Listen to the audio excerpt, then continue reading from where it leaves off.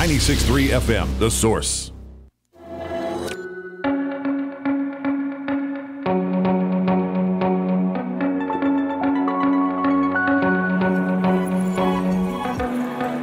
All right, thank you. 6 minutes after 11 o'clock. Nice looking Friday. Hope you're doing well. We used to broadcast from a location right down the hall in the office we used to be in from a fashion photographer. And I used to watch him when the days were nice. He would take the models outside and photograph them. It was always good for me to see that stuff, Rob. I was just like to watch that. Anyway, I always wondered. You would look at those the young girls, and you would say, "I wonder what's their life like." You know, I mean, do they just sit around waiting for the photographer to come around? Do they go play softball someplace? You know, what is life like for them? Eugenia Melian might know. She's on the phone right now. She is a model. She's also an agent and a producer and a music supervisor. She's got an amazing list of credentials. She has produced and discovered and managed some of the most talented artists of our time, which include photographer Toni Erdmann, I'm probably mispronouncing that, Catherine Deneuve, Francois Hardy, Prince. Yeah. There's a name I can pronounce. Marlon Brando, Stella McCartney, Janet Jackson, and Eugenia has made a name for herself as well. She's got a book now called Wildchilds, The Loss of Innocence. I read just enough of it to kind of make me want to read more. Definitely make me want to read more. And it made me wonder if when I was looking out the window at those young girls being photographed, what their life was like even more, now that I've read the little piece that I read, right? The Loss of Innocence, The Death of Beauty, and the Price of Success, a work of fiction based on the truth. Eugenia Melian. Good morning, Eugenia. Good morning. Thank you so much for having me. Oh, you're welcome. Where are you? Where are you calling from? Northern California, in the East Bay area, in a very quiet suburb where I could write away from all the noise and the temptation. Oh, nice. You've lived all over the world, though, huh? Everywhere, yes, everywhere. That's what you do when you work in this industry. You're just like a gypsy looking for work, you know. So one year it'll be Milan, and so everybody flocks to Milan, and then the magazines or the work opportunities dry up, and then you just go off to Paris, and you're just constantly moving. Now, if I think about it, I get very anxious. But at the time when you're in your 20s and 30s, you don't think about it. Well, yeah, that rings true. I think anybody who's a musician who tours, or an actor, I guess, who tour. Actors don't do it as much as musicians and models seem to do it. But the dark side is, I guess, the part that we don't know about. We sort of know the dark side of the musician's life, but we don't really know the dark side of a model's life. I wrote this book because when you look at models and how they work, you know, they're young, they're skinny, and they're beautiful, and they walk up and down, and nobody really feels sorry or worried for them. And in my 4 decades in the industry, I always worried. I felt this sort of mom complex towards them, because I would see these very, very young kids living alone in cities at the age of 14, 15, 16 without a chaperone, sharing a big model flat with 8 other girls in the same room in bunk beds. But nobody checked in on them. Nobody asked them if they were hungry or if they had drank any water that day, and they would just live on cigarettes and Adderall and Red Bull, and it really, really worried me. Oh my gosh, yeah. Yeah, no, it was horrific. It was horrific. Now, in the past 2 years with Me Too and the internet, they have a couple of platforms where they can write and talk about, you know, their problems, or complain about abuse of power or sexual harassment. But in the 80s, 90s, and even up to 2 years ago, nobody was talking about it. It was just a normal thing. Yeah, it was a normal thing. So when you write about it, or the Me Too movement and all that, does that make the world for those modern day models a little bit better than it was back in the 80s? For sure. Oh, yes, for sure. With everything that has happened in the past year, which is also why I rushed out to publish my book very quickly, as I was writing it, everybody was telling me nobody's going to believe you anyway. But then, you know, you cut to Me Too, and yes, they will believe me because people are coming out, girls are coming out. And I think they're much more protected right now, and I repeat, this has been in the past 2 years, because up to date things were happening, they were normal, and there's so many kids, there's so many models that if you don't want to take your top off, or if you don't want to do something that makes you feel uncomfortable, there are 30 other girls that will do it. So the photographers and clients, because this also applies to advertising clients. Sure. They take advantage of that. You mentioned the mom instinct, and as a guy, I think I would have the dad instinct. And if I had some kind of control over that scene you just described, I would want, first of all, a woman to be the mom. Yeah.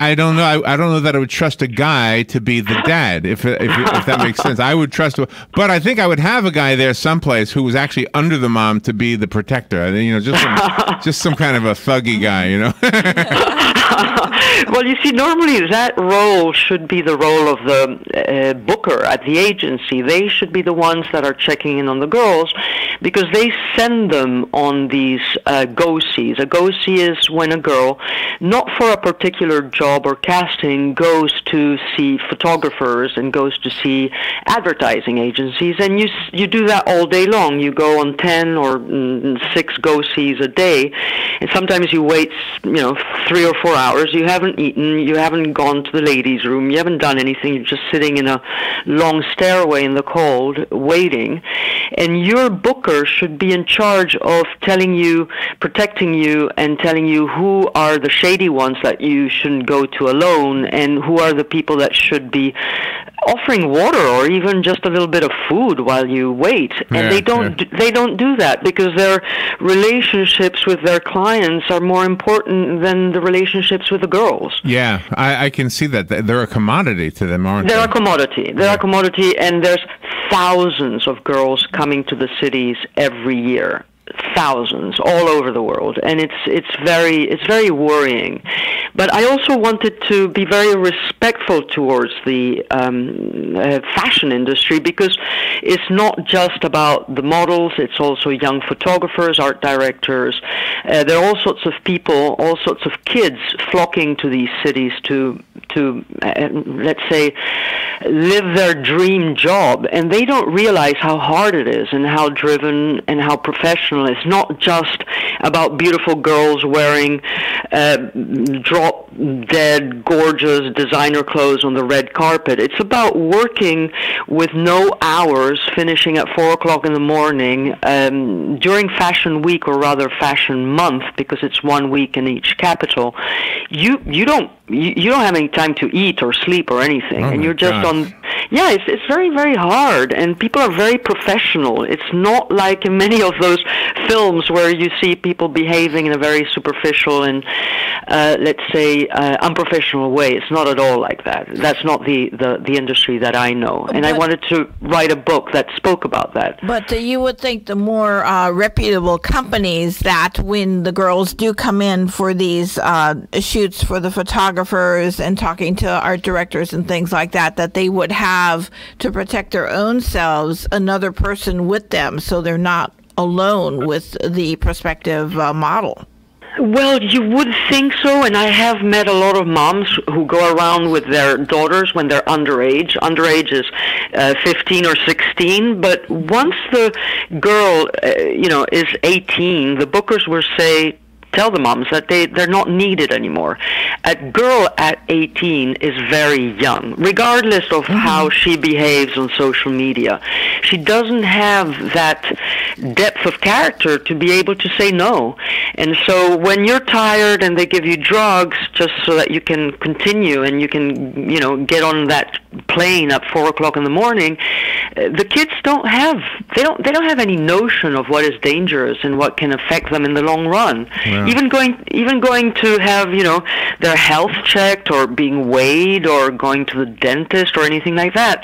at 18 you think you're immortal and invincible, and that's not the case. You're very confused and you need guidance.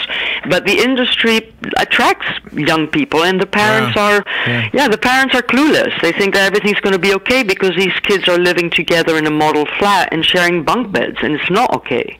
Our conversation up to this point has given us a kind of a general overview of the backdrop of the book, though. I want to make sure we're fair to the story. So what you just told us is kind of the setting, right? This is the world that Iris and Gus live. Well, Gus has passed away in the book, right? But exactly. But he lived in this world, and Iris was a big part of his life. She was a model, right? Exactly. She was his muse as well. Okay. Yes. Now, can you tell us enough of the story now that we know the backdrop, now that we know what the scenery looks like? Yeah. Yes, I was a fashion photographer's agent for 30 years, and I wanted to tell the story from the perspective of a fashion photographer and his muse, a young model who is starting, and the photographer is also starting. So, because I know that world very, very well, and I have represented dozens of young kids, I wanted to show how hard it is and what it takes to, the focus and the sacrifice that it takes to make it. And when kids think that it's immediate and it's just a matter of luck, and in 1 month you can come in and post a few gorgeous Instagram shots and that's it, you're going to be discovered, I wanted to paint a different picture. It takes 5 or 6 years, you don't have anything to eat, you can't pay the rent, you're constantly hustling for jobs, any kind of job. Right. And then in the middle of all of that, there's your family that you can't see because you can't afford to buy a plane ticket or anything. So these two very gorgeous, young, talented people are living in a city that is not their own. And I just want to show the struggle and the hardship and the loneliness and the mental illness. Right. And, now, I have a question for you about I guess the legality of intellectual property in that world. And the reason I'm asking you this is because part of what I read indicated that when Gus dies, he leaves to Iris, so I guess everything, but with a condition that she's got to go get his intellectual property back. So, exactly. Right. So I have a question about that. Does the photographer own the photographs? Does the model own a piece of the photography? Or is it all owned by some other third party, like a magazine or something? Who owns all this stuff? You're just leasing the usage. So if a magazine or an advertising client asks you to shoot something for them, you're basically granting usage for a limited period of time and territory. It can be 1 to 5 years, depending on the kind of usage, billboards or press or anything. And it can be once the usage is over, those pictures, the intellectual property that has always been yours, and the usage revert back to you. It's very rare that a model has any kind of property over that unless she makes a deal with a photographer that allows him to exploit the pictures in, for example, a non-commercial way, which would be for art books or photographic shows. But basically, now you're very protected. Before, up to, let's say, about 10 years ago, photographers were not protected. So a lot of these archives, that was also a story I wanted to tell, a lot of these archives ended up in the dustbin, in garbage bins, or sold. Man. Yeah, sold, peddled for drugs, one negative at a time. We didn't have digital, so they were all on paper. And once the photographer dies, imagine a big stack of boxes with no labels on them. They just end up in the dumpster. So I wanted to talk about legacy as well, about the fragility of legacy, about fighting for your legacy and leaving something behind that is tangible. The book is called Wildchilds. Just to reintroduce our guest, Eugenia Melian is on the phone, and she's the author of the book. I was looking at Amazon, and it's doing really well. I think you have completely across the board 5-star ratings. When did this book come out? Is it really new? Kind of new?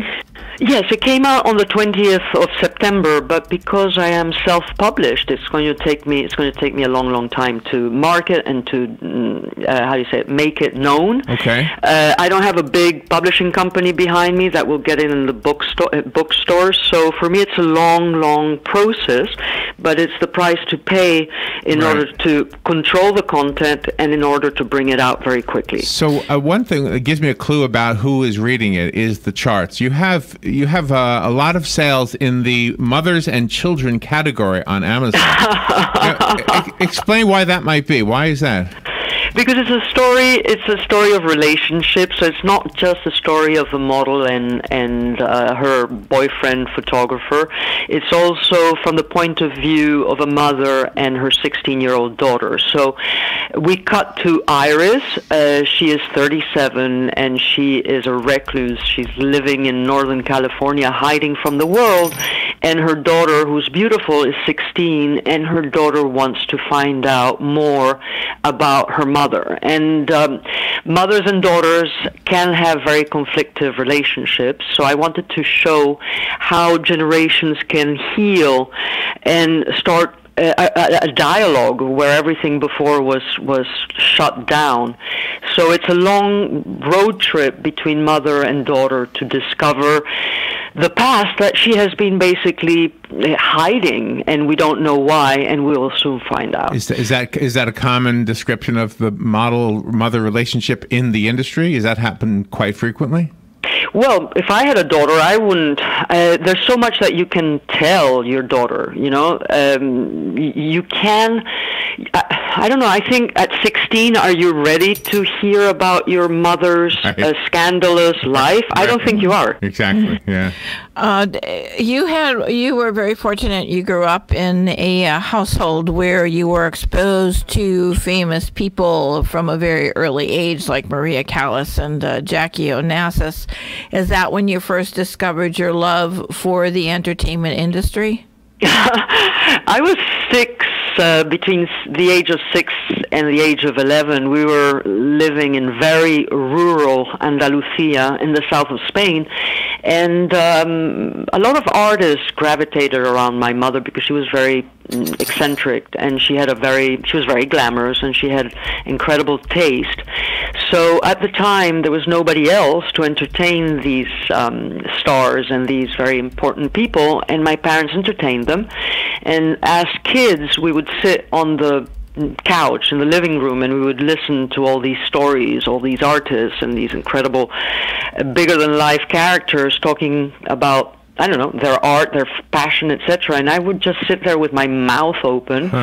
But in particular, the one very important influence in my life was meeting and working with Slim Aarons, who was this giant photographer. He passed away in the 90s, but he was the one that created this style of photographing beautiful people in beautiful places doing beautiful things. And he has photographed everybody. There's not one single person that hasn't dreamt of being photographed by him. And he was a very good friend of my mother's. So just watching him, he was a one-man show. He would style, he would set up and stage huge shoots with 30 people, extras and props and everything. Even the dogs look perfect in his shoots. and I think Slim Aarons was the person that really most, let's say, inspired me or made me want to maybe explore something where I could help artists.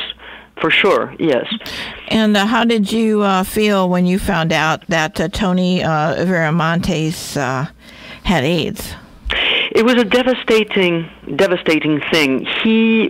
When I took him the first time to the hospital in 1984, we didn't know what it was. It was in Paris. He didn't speak any French, and he was losing his hair, and he had all sorts of skin problems. And I took him to the hospital because I spoke French, and the doctors just said it was due to stress, and they gave him some vitamins and stuff like that. But when he passed away in 1988 at the age of 33, he never told anybody that he was sick. There was stigma attached, first of all, to the fact that he was a Chicano, which is a Mexican-American born in Los Angeles, and for him that was something that he wasn't very proud of, even though, now nobody has a problem with that. There's sort of a big Latino pride movement going on. Yeah.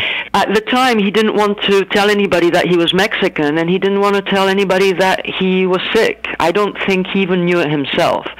So it was a shock when I found out that he had passed away. And he had all his archive in his parents' garage for 30 years, unopened, in the same FedEx boxes as they had been packed when he had passed away. Wow. So that was also one of the reasons why I wanted to talk about legacy and archives and losing everything that you had fought for, and something that made him such a unique influence in our very visual world. And his archives could have just been destroyed and lost, and nobody would have heard about him ever again. Is Gus based on him? Gus is based on him, but not only. He's based on all the kids that I have represented. Boys that lived in Milan in the 80s and who had to prostitute themselves or sell drugs in order to be able to pay the rent. A lot of these kids that had mental issues and parent issues, and that were basically running away from home to live their dream. And I sort of took them under my wing. If they were creative, I, of course, took them under my wing, which also meant, giving them advice and talking to them about very many serious issues, even though I was only, I was their age. I was 21 and 22. What did I know? You're an old spirit, old soul. Yeah, right? an old spirit. Yeah, old spirit with 17 kids under my wing. It's like, oh my God, what was I thinking? I wasn't even able to take care of myself. Oh my gosh, it's such an honor to have you on the show. It's so delightful to listen to. The book is called Wildchilds. It's by Eugenia Melian. I just wanted to read one review. This is from Joan Juliet Buck, the author of The Price of Illusion. She writes this: if fashion photographs could talk and felt like telling the truth, you'd have Wildchilds, an accomplished and compelling first novel by a true insider. Oh my gosh! Now I look forward to reading the rest of it. Thank you so much for being on the show with us, Eugenia. Thank you so much, Larry, and thank you so much, Robin, for giving me this opportunity. Thank you very much. A really enjoyable interview. We'll take a break. Be right back.